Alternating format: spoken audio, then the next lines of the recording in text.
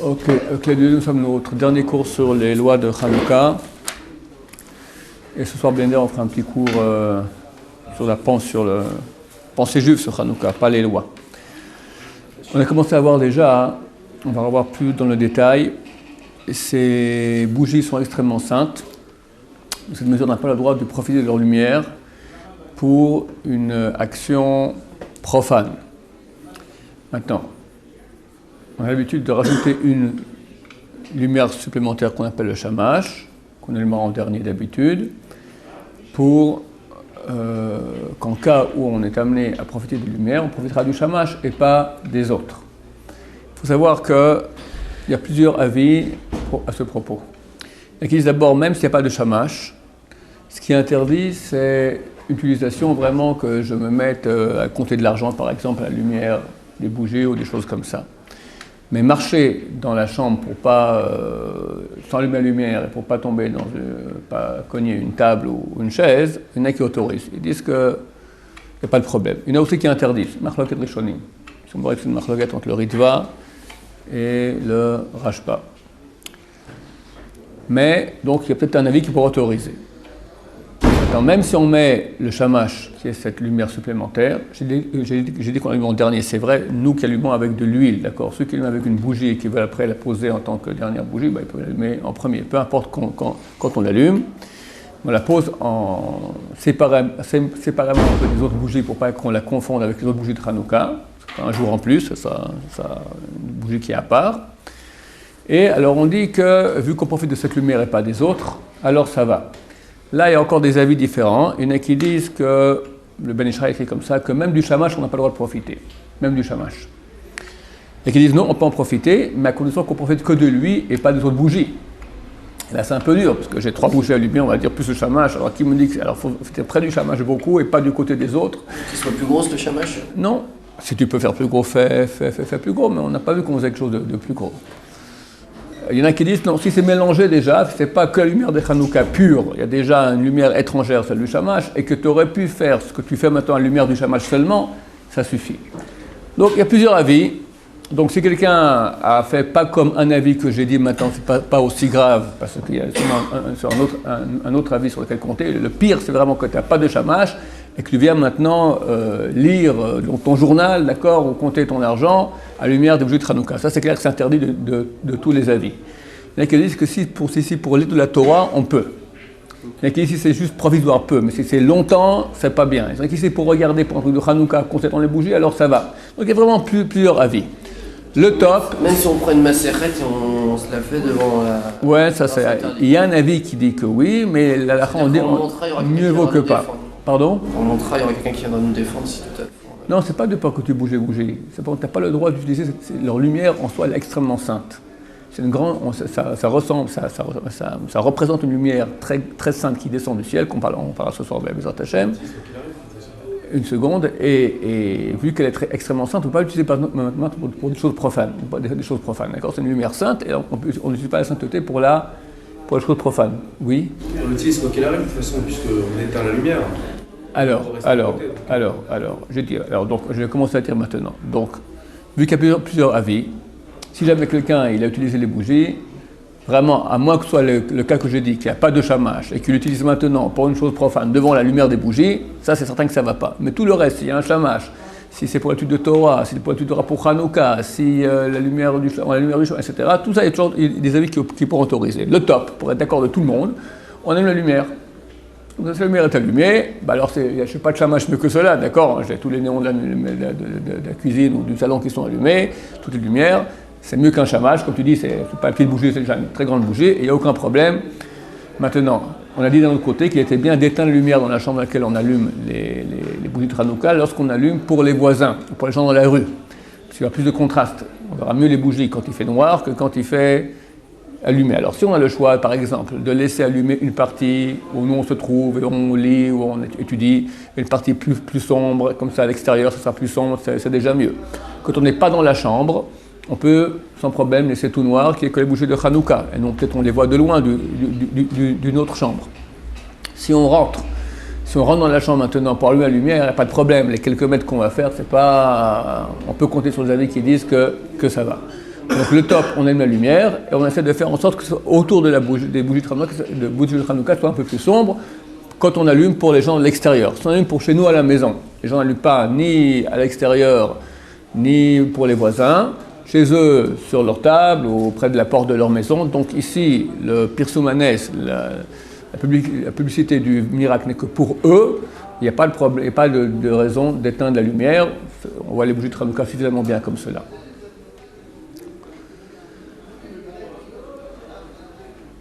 Il y a aussi un avis qui dit que tout cet interdit-là, il est uniquement le temps de la mitzvah, c'est-à-dire la demi-heure qui est après la sortie des étoiles. Après, il n'y a pas de problème. Il y a des avis qui disent que tu peux éteindre les bougies, tu peux les rallumer, tu peux faire ce que tu veux avec, et qui disent non. Après tout, vu que maintenant ça continue, peut-être les gens à l'extérieur vont croire que tu utilises maintenant les bougies de Hanouka pour lire à côté, pour compter ton argent, donc c'est mieux ne vaut pas. Mais là aussi, il y a des avis qui divergent, donc en cas où ça arrive, c'est pas la fin des haricots, mais si, a priori, on évitera tant qu'elles sont allumées.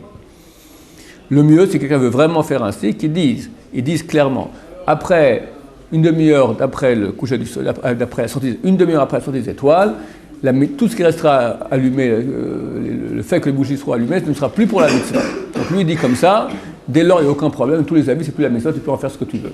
Je touche aussi un autre point qu'on a déjà rappelé, si je me souviens bien, c'est le reste de l'huile de Hanouka. L'huile qu'on a mis dans la petite fiole pour les bougies de Hanouka, la partie qui va être utilisée pour la mitzvah est sainte. On ne peut pas l'utiliser après pour une autre. S'il n'a pas été brûlé pour raison X, Y, Z, on ne peut pas l'utiliser maintenant pour autre chose. Ta femme te dit c'est dommage, c'est une bonne huile d'olive 100% pure, machin, à pression, à froid, d'accord, c'est un truc qui vaut très cher. Bien, utilisons un peu pour la salade. Pas question, d'accord. Ou ce goût-là, but Hanouka, c'est bien d'en mettre. Qu'est-ce que j'en sais? J'invente, hein, on va le mettre chez moi sur le front pour être intelligent après. Des bêtises comme ça, d'accord.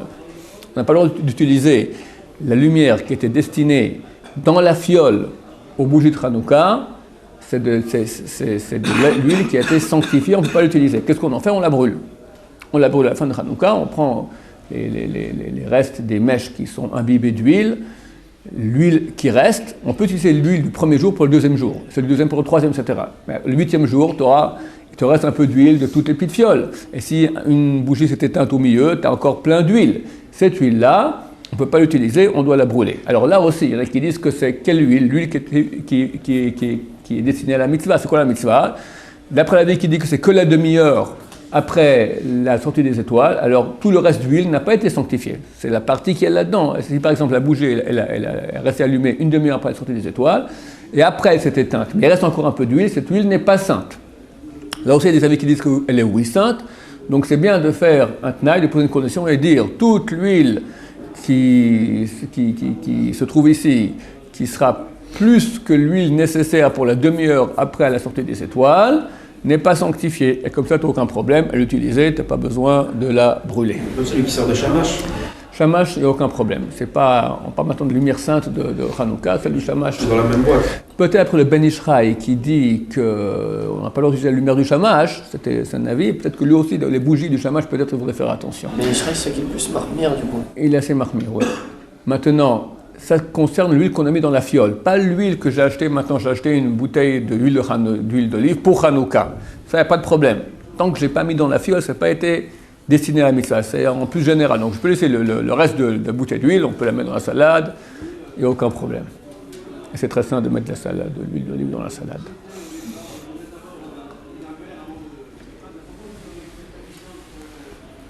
Ok, on a déjà vu, peut-être on fait une petite revision là-dessus. L'allumage des bougies à la veille de Shabbat et Motzei Shabbat. Bien que nous allumons les bougies un peu avant la sortie des étoiles, donc un quart d'heure à 20 minutes après le coucher du soleil, c'est impossible de faire cela pendant Shabbat, donc on allumera plus tôt. On fera attention de mettre suffisamment d'huile pour que les bougies restent allumées au moins une demi-heure après la sortie des étoiles. Donc il y a au moins 1 heure, voire 1 heure et demie, ça dépend quand on allume. Il faut que les bougies tiennent au moins 1 heure et demie, d'accord? Parce que si jamais on n'a pas mis assez pour que ça tienne toute la demi-heure après la sortie des étoiles, on n'est pas rendu quitte. La médecin dit qu'il faut au minimum qu'il y ait une demi-heure d'allumage pendant la demi-heure après la sortie des étoiles. Depuis la sortie des étoiles jusqu'à une demi-heure après, il faut que la lumière reste allumée pendant toutes ces 30 minutes, pas 29 minutes et demie, 30 minutes entières. Donc il faut qu'on ait mis cette quantité d'huile. Si c'est éteint par un coup de vent ou un enfant qui a touché, c'est pas grave, mais il fallait que quand on allume, qu'il y ait au moins cette quantité d'huile, que ça puisse être allumé. Donc vu qu'on ne peut pas allumer pendant la sortie des étoiles, Shabbat, c'est déjà Shabbat depuis longtemps, donc on allumera avant. Mais néanmoins, on va essayer de juxtaposer l'allumage des bougies à ce moment-là, donc on va retarder la réception du Shabbat, et le Rav Ben Simon Bashaoul, il écrit qu'on doit allumer les bougies de Hanouka 20 minutes avant la Shkia. J'ai vu hier que le Chacham Ovadia dit un quart d'heure avant la Shkia, pas plus, parce qu'après on rentre déjà dans la zone rouge, d'accord? Il faut rapidement allumer les bougies de Hanouka et après allumer les bougies de Shabbat. Si le temps presse et qu'il y a beaucoup de bougies de Hanouka allumées, une fois qu'on a allumé la première bougie de Hanouka, la femme peut aller allumer les bougies de Shabbat. On fera en sorte de prier Mincha avant cela. Pourquoi? Parce qu'au temple, les bougies étaient allumées au temple après qu'on ait amené le sacrifice de l'après-midi. Or, après le Mincha était à la place du sacrifice de l'après-midi. Donc, on va aussi aller dans le même ordre qu'il y avait au temple. D'abord, on fait Mincha. Et vous verrez dans toutes les synagogues, il y a Mincha plutôt à 2h30, à 1h, à 2h30, à 3h. On va faire Mincha. Puis on revient, on allume les bougies et on repart à la synagogue. On a déjà fait Mincha. Celui qui a raté Mincha, il a déjà allumé les bougies de Hanouka.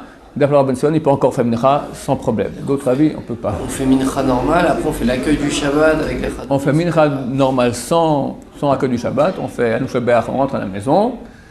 Si on a fait très tôt, on peut encore se doucher, aller au mikvé, faire ce que tu veux, goûter des plats de Shabbat, ce que tu veux. Après, environ 20 minutes avant le coucher du soleil, tu allumes les bougies de Hanouka. Après, bougies de Shabbat, et tu vas à la synagogue faire là-bas les Chadodi.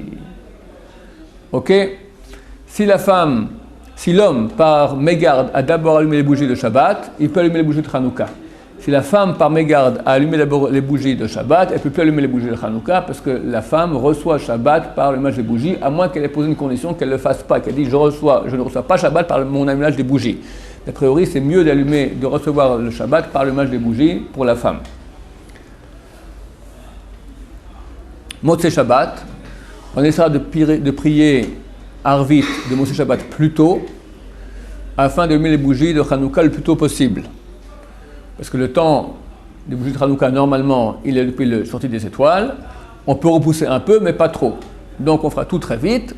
À la synagogue, il y aura d'abord la Havdalah, on fera une Havdalah à la synagogue, et ensuite allumage. Non, à la synagogue, il y aura d'abord allumage des bougies, et ensuite Havdalah dans les synagogues où on fait l'Havdalah à la synagogue. Nous, la coutume ici pour les Sfaradim, c'est qu'on fait d'abord, quand on rentre à la maison, on fait d'abord l'Havdalah, rapidement, et après allumage des bougies. Comment ils font ceux qui suivent Rabbeinu Tam Ceux qui font Rabbeinu Tam, il n'y a aucun problème. Pour eux, Shabbat sort à Rabbeinu Tam. Donc ils font leur Havdalah et leur allumage des bougies à Rabbeinu Tam.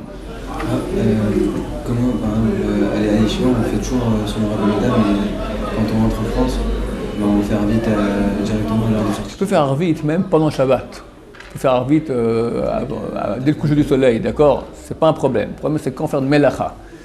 Rabbeinu Tam, c'est un avis, pas tout le monde le suit, donc ceux qui font Rabbeinu Tam, ils essayent de ne pas faire de Melacha de la Torah avant que le temps de Rabbeinu Tam soit passé. C'est relativement facile, peut-être pas en été, et encore moins en France où le Shabbat sort extrêmement tard, mais si on sort le Shabbat, si on fait Arvit, que 30 minutes, comme ça en Israël, la coutume est de faire 35 minutes après le coucher du soleil, là on fait Arvit, le temps qu'on rentre à la maison, etc., c'est pas encore Rabbeinu, le temps de Rabbeinu Tam est déjà passé, donc t'as pas de problème. Maintenant, si jamais il n'est pas passé, ce qu'il faut faire attention, c'est pas faire Melacha de Horaïta, allumer la lumière, d'accord, fumer une cigarette, des choses comme ça. Mais Mouktsé, ou des choses comme ça, il n'y a aucun problème. Mais si on a Mida, on a dit ça fait rien. C'est justement pour eux, c'est pas qu'on va comme Rabbeinu Tam à 100%. On dit à Chol Hamtanu, on est déjà en jour de Chol, on peut même faire tu peux allumer la lumière avec le coude, d'accord? C'est simplement pour pas faire une Melacha de Horaïta d'après un avis qui est peut-être vrai. Pour pas faire Chilou Shabbat, grave. Mais les choses qui sont moins graves, on peut se permettre. Moi, personnellement, je fais pas Rabbeinu Tam. Le Rabban Sion ne faisait pas Rabbeinu Tam. Il disait que peu par génération le faisaient, il se cachait. Le Rav Ovadia Yosef, il a mis ça sur le marché. Baruch Hashem, beaucoup de gens commencent à le faire. Par contre, je fais le Rif. Le Rif, c'est comme le Rabban Sion à Bachol, il conseille de faire le Rif. Le Rif, il dit qu'on n'a pas le droit de faire de Melacha, Deoraita, avant l'Havdalah. Avant l'Havdalah. Ça veut dire que tu peux allumer la lumière quelqu'un maintenant il a dit Atochanantano dans la prière, il rentre à la maison, si Rabbeinu Tam est passé, il allume la lumière, il n'a pas encore fait l'Avdallah. Le Rif dit non, tant que tu n'as pas fait l'Avdallah avec la bougie et le vin, etc., les odeurs, alors tu peux faire le Melacha de la Torah. T'en allumes la bougie? Ouais, un enfant le fera. Pardon? Un enfant le fera, ou... Ah, d'accord. Pas tout le monde fait le Rif, personne ne fait le Rif, donc ça ne montre pas des gens qui peuvent allumer les bougies. Toi, tu essayes d'éviter. Hein? Avant l'enfant déjà. Alors ta femme le fera, Bezrat Hashem, elle ne fera pas le Rif. Maintenant, dans les synagogues, on allume aussi les bougies de Hanouka. Ici, à la Yeshiva, on a un Beth Midrash dans lequel on prie, on allumera aussi les bougies de Hanouka. On allume quand les bougies de Hanouka? Entre Mincha et Arvit. Donc, vu qu'on fera Mincha tôt ici chez nous à 1h, alors on fera simplement, vu qu'à 5h allumage des bougies, avant que chacun aille faire son allumage de bougies personnel, il y aura un allumage général, une personne viendra, elle allumera les bougies de Hanouka avec brachot, fera les 3 brachot, donc à 5h moins 5 on va dire, et après tout le monde descend à la salle à manger, allumer là-bas sa propre Hanoukia. Alors j'explique justement cela. Alors celui qui est ici le fait à plusieurs conditions. D'abord il faut qu'il y ait 10 personnes présentes. S'il n'y a pas 10 personnes présentes, alors le problème Islam Bashaoul, c'est impossible de faire les brachot. S'il n'y a pas 10 personnes présentes, mais elles vont arriver. C'est le cas par exemple à vendredi après-midi avant Shabbat. Les gens arrivent d'habitude à Mincha de Erev Shabbat en retard. Là, elles vont arriver pour l'allumage des bougies. Ils ont déjà fait Mincha, les gens, la veille de Shabbat. Donc elles viennent juste pour les Chadodi.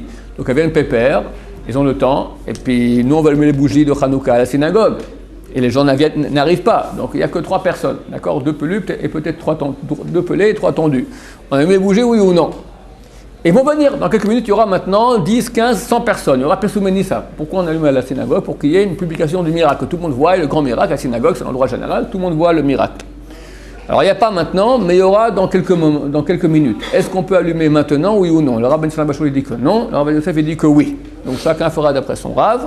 S'il y a 2 pelés et 3 tondus, ça fait 5. Et aussi 2 pelés et 3 tondus. Aussi, ça fait encore 5 femmes. Ça fait 10. On est 10 avec les femmes. Est-ce qu'on peut compter les femmes dans les 10, oui ou non? D'après Rabbi Nissim Bachou, non. D'après Rabbi Yosef, oui. Donc chacun fera d'après son rave. Alors, ici qu'il n'y a pas de femmes, et il y a Baruch Hashem suffisamment de garçons, donc tout le monde viendra ici à 5h moins 5, et une personne allume la Hanouka, il fait les 3 brachot. 3 brachot le premier jour, 2 brachot les autres jours. Maintenant, après, il descend allumer sa Hanouka personnelle. Après le Rambam Bashaoul, il fera qu'une seule bracha. Il fera celle de l'Adlik Ner Hanouka. Parce que les 2 autres, Shassan Nissim et Shechanou, il a déjà fait. Si maintenant, celui qui allume à la synagogue est une personne qui a une famille, et après lui allumer à la synagogue, il rentre chez lui à la maison, il allume pour sa famille, il fera les 3 brachot pour la famille. Il refait toutes les brachot pour sa famille. Motzei Shabbat, idem. Motzei Shabbat, la personne qui allumera à la synagogue, quand elle rentre à la maison, elle allume chez elle. Si elle est toute seule, elle fait que la bracha de l'Adlik. Si elle a une famille, elle ferait les 3 brachot, les 3 brachot pour les rendre quittes.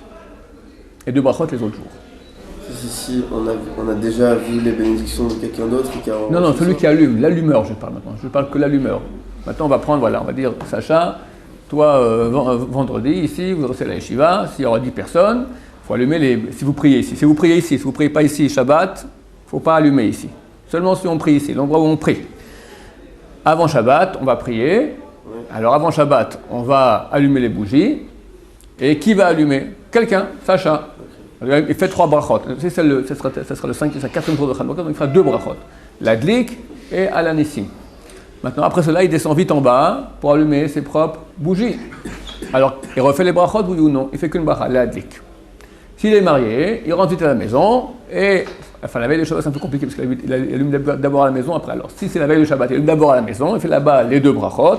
Après, il revient à la synagogue et allume avec une bracha. Il fait qu'une bracha, l'Adlik. Voilà. D'accord. Si on a quelqu'un qui n'a pas allumé, si on a quelqu'un à la synagogue qui n'a pas allumé, et personne n'a allumé pour lui dans le monde, alors il allumera là-bas avec les 3 brachot. Un homeless, d'accord, il n'a pas de maison, il ne peut pas allumer, alors il peut allumer là-bas à la synagogue avec les 3 brachot. Si jamais il trouve une famille après, on ne sait pas comment, et il fera que les Adlik. Si après Peu importe, l'obligation d'allumer à la synagogue, elle est indépendante de la maison. D'accord. Donc si maintenant quelqu'un il a déjà fait les brachot, il va à la synagogue, il fait qu'une bracha. Il n'a pas encore fait les brachot, il fait les 3 brachot. Après, il trouve que quelqu'un l'invite à venir chez lui passer, c'est bon, ok, lui il a allumé à la synagogue, il a fait ce qu'il devait faire, c'est bon. L'un n'empêche pas l'autre. La coutume est d'allumer aussi les bougies de Hanouka à la synagogue le matin. Il m'a fallu entre le Rambam et le Rashba, est-ce qu'on allumait les bougies de Hanouka, les bougies au temple aussi le matin ou pas? Le Rashba dit que non, on ne les met que le soir, et le Rambam dit que oui. C'est pour ça d'ailleurs, pour le Rambam, on peut. Et le Rav Yosef et le Rabbi Tzemach donnent une très belle réponse en ce qui concerne la question du Bet Yosef. Vous connaissez. Non, c'est pas la question du Bet Yosef, la question du. C'est la question du prix Hadash. Il dit le 25 qui se lève, les Maccabées ont vaincu les Grecs. Ils sont rentrés au temple. Ils ont vu qu'il y avait toutes les tuiles étaient impurifiées, à part une petite fiole qui suffisait pour allumer un seul jour. Donc, alors, ils ont allumé de celle-là, et au lieu de tenir un jour, ça a tenu 8 jours. C'est pour ça qu'on allume les bougies pendant 8 jours. Maintenant, ils ont allumé quand? Le 25, c'était la victoire contre les Grecs. Donc, ils ont allumé au soir, le 26 au soir. Le 25 au soir, ça veut dire on rentrait le 26, on va dire. La victoire a lieu vendredi. Vendredi soir, ils ont allumé au temple les bougies, c'est déjà le 26. Donc on devait allumer, nous, depuis le 26 jusqu'à 8 jours plus tard. C'est faux, on allume déjà le 25, mais le 25, tu n'as pas allumage de bougie, il n'y a rien eu. Le 25, on a eu la victoire. C'est pas possible qu'ils aient gagné le 24 et que le 24... Non, c'est pas qu'ils ont gagné le 25. Quand c'est le soir par rapport à Chatzot, etc., c'est-à-dire qu'après minuit, quand on allume... Tu es les Grecs, tu es les Maccabées. On est le vendredi, 25 qui se lève, il y a 2200 ans. Tac, tac, tac, il est mort, tous les Grecs partent. On quitte, triomphe, victoire, on rentre au temple, on cherche maintenant les bougies, on va allumer le candélabre, hop, on voit une fiole. Bon, on l'allume quand maintenant? La bataille a lieu quand? Ce matin, cet après-midi, au milieu, d'accord? On ne se battait pas la nuit, d'accord? Maintenant, on va allumer pour ce soir. Ce soir, quand on allume, c'est déjà le 26. D'accord. Ouais. Donc on devrait faire la fête de Hanouka le 26, pas le 25. D'accord. Réponse, il aura Ben Son Abba Shaoul et le Rav Yosef. D'après le Rambam, qu'il faut aussi allumer le matin. Hein. Donc il y a une obligation que les lumières soient allumées déjà en journée. Donc ils sont levés tôt le matin, ils ont pris honnête, ils ont fait la victoire en 2-3 heures, c'est terminé. À 8h, 9h, ils sont rentrés au temple. À 10h, ils ont mis les bougies. Très bien, pas de problème. C'est pour ça que nous, on allume maintenant dès le 25. Ok. Au cas où ils ont fait le matin. Voilà. D'après le Rambam, on a une réponse à cette question. Pardon? On est obligé maintenant d'allumer le matin. Alors, c'est pour ça qu'il y a justement une coutume, c'est pour cela que je parle de cela, d'allumer les bougies à la synagogue, aussi le matin. Et chez soi? Sans bracha. Chez soi, pas du tout, que à la synagogue, sans bracha. C'est une coutume. Les poskim, les décisionnaires parlent beaucoup de cette question. Est-ce qu'on a le droit d'allumer des bougies de Hanouka avec bracha à l'endroit où on fait une fête de Hanouka? On réunit du monde, 100 personnes, 200, 1000, 3000 personnes avec un grand candélabre, on allume, etc. On parle de des vrais Torah, etc. C'est vrai que c'est bien de faire tout cela, mais est-ce qu'on peut allumer avec bracha, oui ou non? La grosse majorité des poskim disent que non, bracha le bata, Rabbi Tzemach Shaoul et beaucoup d'autres poskim. Le seul qui est Mekel qui dit en cas de force majeure, celui qui fait ça, il a un avis sur qui compter, il ne dit pas qu'on peut le faire, il dit il y a un avis sur qui compter, c'est le Rav Ovadia Yosef, d'accord? Cela pour donner un peu de crédit à ce que font Chabad, qui font des grandes réunions dans la rue, allument là-bas les bougies. Du coup, ils ne peuvent pas faire avec bracha parce qu'ils l'allument dans des trucs électriques. Électrique, tandis que le Rabbi Abba Shaul, lui, l'autorise. Le Rav Yosef, il dit que non. Donc c'est vrai que là, ils attrapent les deux coulottes.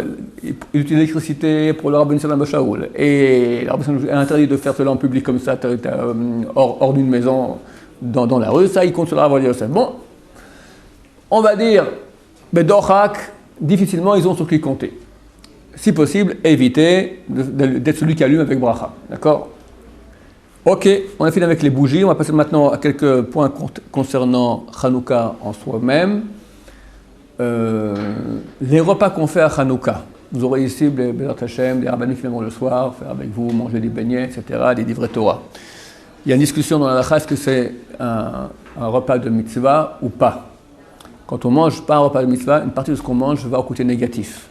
Si c'est un repas de mitzvah, tout ce qu'on mange va au côté positif. Est-ce qu'à Hanouka, c'est un côté positif? Que positif, c'est une soudat mitzvah, oui ou non? Non, la halakha non, mais si on fait des louanges à Dieu et des chants de louanges, de remerciements à Dieu, alors oui. De même, si on parle des paroles de Divrei Torah qui rapprochent les gens de la Torah, et on parle des miracles de Hanouka, c'est considéré comme un repas de mitzvah. Donc, essayez pendant Hanouka qu'à chaque repas, on fasse des louanges à Dieu, qu'on parle des miracles de Hanouka, qu'on parle de la grandeur de la Torah et de l'aide de Dieu jusqu'à aujourd'hui, et comme ça, votre repas devient un repas de mitzvah.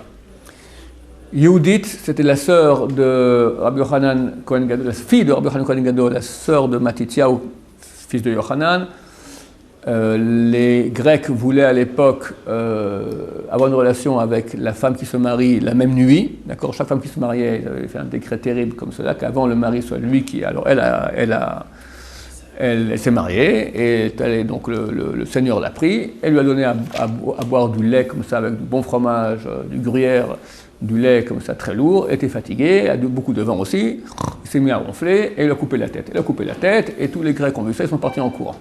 En souvenir de cela, il y a une coutume de manger des plats lactés pendant Hanouka. Il ne faudra pas changer les plats habituels si on a l'habitude de manger de la viande ou du poulet à certains repas à cause de Hanouka, manger qu'une pizza, d'accord ? Mais si on peut à d'autres repas où on ne mange pas de lait, rajouter un peu de fromage ou un verre de lait, c'est bien, si possible, tous les jours. Comme ça avec le Rabban Shalom Shaul, pour marquer cela. Les beignets, c'est important. Alors, les beignets, très bien. Je me suis bien que vous vouliez quelque chose concernant la nourriture. Vu que la fête a été faite, c'est une fête qu'on a trouvé de l'huile pure, alors on a une coutume de faire des plats qui baignent dans l'huile, les beignets. Quel bracha on fait sur les beignets ? On fait mezonot et à la miria. Même si on a mangé une quantité, ce qui est très déconseillé parce que c'est très mauvais pour la santé, de beignets égal ou supérieur à 230 millilitres, c'est presque un quart de litre de beignets. Si c'est le cas avec des gâteaux, on fait netlat yadayim amotzi et birkat hamazon. Avec les beignets, non, parce que les beignets n'ont pas été cuits au four, c'est pas comme du pain, ils ont été frits dans de l'huile, donc on ne peut pas considérer que c'est du pain. Donc on fera mezonot et à la miria, même si on a mangé des tonnes de beignets, contrairement à d'autres gâteaux, qui si on mange une quantité égale ou supérieure à 230 millilitres, les gâteaux qui ont été faits au four, on fera anetila amotzi et birkat hamazon. Comme les pancakes en fait. Pardon ? Comme les pancakes. Comme les pancakes, exactement. Comme les spaghettis, comme le couscous, comme les fricassés, etc. Tous ces choses-là qui ne sont pas cuites au four. Alors, même si on a mangé une grande quantité, on ne fait pas amotzi ni birkat hamazon. Si on nous donne à manger des beignets dans le repas, il y a un problème, est-ce qu'on fait mezonot dessus, oui ou non ? Il y a plusieurs solutions. Soit quand on fait amotzi, la question, est-ce que le amotzi rend quitte des beignets ? Bediavad, oui. Il y a des chances que oui. Dans la il y a des chances que oui. Donc qu'est-ce qu'on fait ? Il y a plusieurs solutions. Ou bien quand on fait amotzi, on pense rendre quitte les beignets, et dans ce cas-là, on les mangera sans bracha durant le repas. Ou bien on pense ne pas les rendre quitte par amotzi, dans ce cas-là, on fera la bracha sur les beignets. Si on n'a rien pensé, alors on fera sheakol sur un bonbon et on rendra quitte les beignets. Ou on amènera un gâteau qui, d'après tous les avis, mérite qu'on fasse mezonot, même dans le repas. C'est un gâteau qui contient 3 conditions. Il est croustillant, il est fourré, et la pâte est plus que de la farine et de l'eau. On a mis des rajouts qui lui donnent un goût différent à la pâte, pas un goût de pain. S'il y a ces 3 conditions-là, on peut faire mezonot même dans le repas. Il n'y a pas... c'est pas mieux de faire birkat et après... Ou birkat et manger après. 4e, 5e solution. Par contre, si on fait amotzi, on n'a rien pensé. Et c'est-à-dire, normalement, l'eau, je sais qu'on en avait fait un pour ça, que l'eau, elle n'était pas vraiment acquittée, que c'était mieux de faire sheakol un peu avant, mais l'eau, elle est acquittée normalement. Oui. Mais on fait quand même sheakol sur alors qu'on a fait birkat. Sur un bonbon, c'est pas de l'eau. L'eau, ça fait partie du repas. Un bonbon, c'est pas partie du repas. Un bonbon en fin de repas, c'est un dessert. On fait sheakol sur un bonbon. Oui. On peut le faire au milieu de repas. Aussi. D'accord. C'est pour les beignets. Il est bien que durant la demi-heure où les bougies soient allumées, on reste en famille et on mange les beignets et le maître de famille racontera les miracles de Hanouka. Pour Hanouka vient de mot chinuch, éducation. C'est le moment d'éduquer la famille à ne pas recevoir les mauvaises influences grecques qui se baladent dans la rue. Il y en a beaucoup aujourd'hui. Aujourd'hui, grec, c'est les States, c'est d'accord, c'est la France, tout ce que tu veux. Il y a beaucoup d'hellénisants aujourd'hui. Tu as Internet, tu as les iPhones, tu as la tsniout, tu as beaucoup de choses qui ne vont pas. Et renforcer nos enfants, leur dire que nous sommes un peuple éternel, comme la petite bougie qui s'est allumé pendant 8 jours de façon anormale. On a un petit peuple dans l'obscurité qui met de la lumière dans le monde entier, bien qu'on est très petit, et on est éternel. Dernière petite chose, on rajoute dans Birkat Hamazon, la deuxième bracha de Birkat Hamazon, on rajoute Alanissim. Attention, c'est pas dans la troisième dans laquelle on met Yalev Yavo ou Retse les jours de Shabbat ou Rosh Chodesh, c'est dans la deuxième, donc très facilement on oublie cela.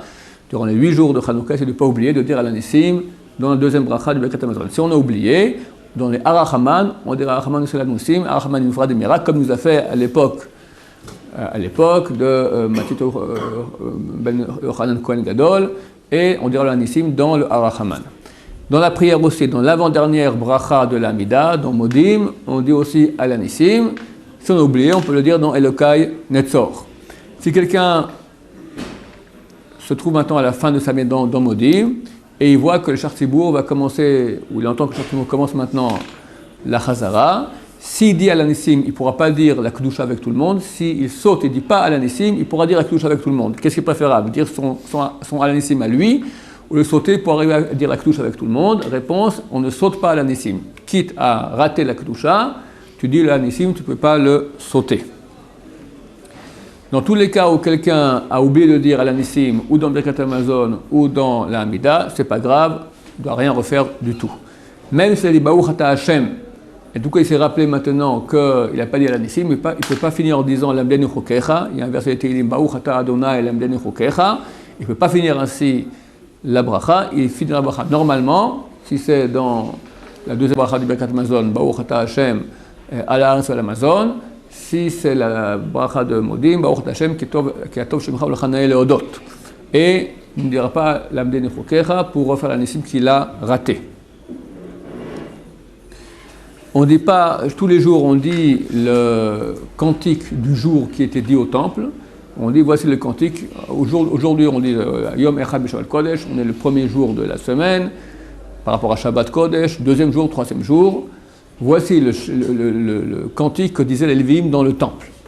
On ne dira pas cela, on dira juste aujourd'hui est premier de la semaine, deuxième de Shabbat Kodesh, troisième. On ne dirait pas voici le cantique que disaient les Lévim dans le temple, parce qu'ils ne disaient pas ce cantique. À Hanouka, ils disaient un autre cantique, lequel disait Mizmor Hanoukat, Mizmor Shir Hanoukat Habayit le David. Ce qu'on dira d'ailleurs, on rajoutera après ce cantique-là, on rajoutera dans la prière ce cantique donc vers la fin de la prière, et on dira Mizmor Shir Hanoukat, Mizmor Shir Hanoukat Habayit le David. Arumcha Hashem Elokai. Et on dit déjà ce Mizmor ou juste avant Hashem Melech. Mais là, on ne dit pas le premier verset, Mizmor Shir Hanoukat Habayit le David. On commence directement à Arumcha, et même à Hanouka, on continuera à commencer directement à Arumcha sans dire Mizmor Shir Hanoukat Habayit qu'on dira à la fin de la prière. Dans cela, messieurs, non, encore une dernière chose, le Shabbat de Hanouka, la coutume de ne pas dire la Mishnah de Bameh Madlekin ou Bameh El Madlekin, on ne la dit pas. De toute façon, on allume les bougies de Hanouka qui ne sont pas concernées par ces lois-là, des lumières de Shabbat. Baruch Adonai, l'Amen V'Amen, Hanouka Sameach, à nous tous, Hashem.